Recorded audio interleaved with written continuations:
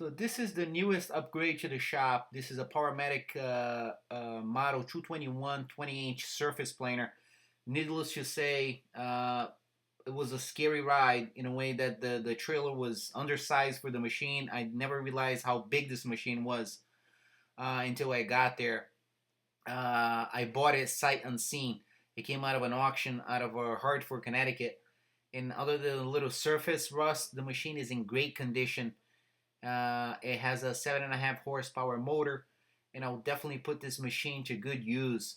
In the meantime, I'm just gonna go through the machine, clean it, clean the table, lube the machine, and I'll show you guys in the future how the machine operates. So thanks for watching.